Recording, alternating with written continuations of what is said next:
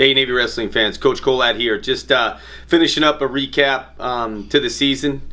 If I finish up the dual meet part, I think was obviously good for the program, good for the alumni, good for our guys, good for our administration is beating Army.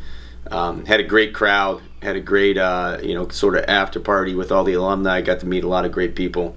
I thought in terms of that duel, finishing up from Clarion, finishing up from Bucknell, and finishing through Army, I thought our guys were starting to peak at the right moment. Some of that was by design, some of that's by luck. You don't always get it right. And I think we got through it, and I thought we looked good. And I thought we did our best wrestling probably in the Army duel, not just because it was Army. I think our guys were peaking right, they were wrestling right.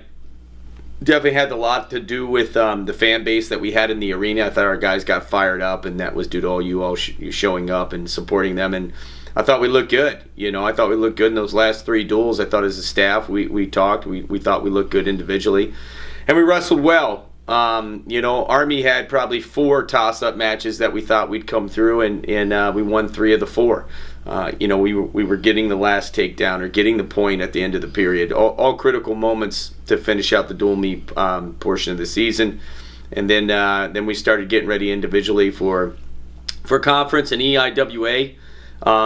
We always felt that 3 guys would get through the conference. The goal was 5 based on the team of what we have right now currently, performance through the season. 5 would have been a good number for us. We wound up coming out with 3. Josh Coderhan, who's a plebe, has been solid and consistent most of the season, got himself to the finals.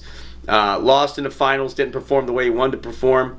But overall, Josh was a solid, steady guy we could count on, being as young as he was. He's here to win a national title. That's what he came here to do, and we saw it for the most part. And then Josh, continued on to the NCAA tournament, went 1-2.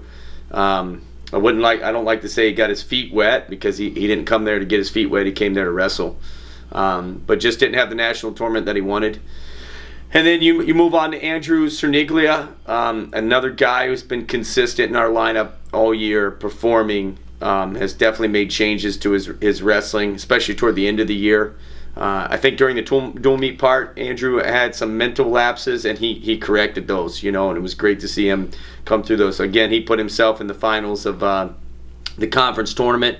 He wound up wrestling in the conference, wound up wrestling a national finalist. It's the first time he touched a guy like that, explosive, fast. He'll make adjustments the next time they wrestle, but sometimes you got to wrestle a guy once to fill it. But that guy's legitimately tough, and he's solid, and he's in our conference, so we'll see him again. Andrew didn't have the performance he would want. He went 0-2, his second trip to the NCAA tournament. But I kind of like to say these guys, from the guys who were on the team last year, this was their real first NCAA tournament. Not a shortened season. You saw teams show up. Guys were peaking at the end of the season. The level of intensity is where most NCAA tournaments have been in the past. COVID last year was a different, sort of tournament for everyone that competed in it. But he's been there twice. He'll go back a third time. We expect him to go back a third time. We expect him to be a pillar of the team again, as usual. And then Jake Kozer. Jake Kozer has changed his style, to some extent. We've worked with him on his feet. Blaze has. He's always going to be good on top, but he's definitely made adjustments on his feet. But the biggest thing I would say from Jake is he made mental adjustments. He's way more focused than he was the previous season. You saw it. He takes wrestling in stride. I think that's why he's able to focus. He doesn't let pressure get to him. He doesn't get caught up being in big events or big tournaments. But Jake was a solid guy we counted on in dual meets. Came through the conference tournament, finishing third, got himself to the national tournament. He again had some solid competition guys who performed at the NCAA tournament as well. Jake was another guy of 1-2.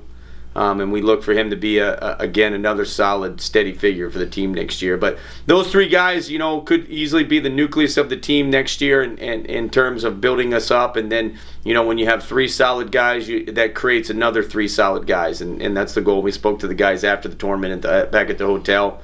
And the goal for this program is to be a consistent national championship, program where we're consistently in the top 10. In today's world, that may not be as easy to do with RTCs and everything else, But that's the goal of the program, and to be a consistent program in the EIWA and push to win a conference title. I think in a few years we can do that, and that's the goal. It's not just us saying that because it's what you're supposed to say, and these guys want that, and that's the culture and the program that we're trying to instill with these guys. But overall, not a great team performance. Definitely not a terrible one.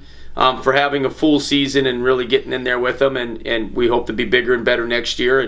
And the fans, we'd love to keep filling up Alumni Hall to the point where it's standing room only.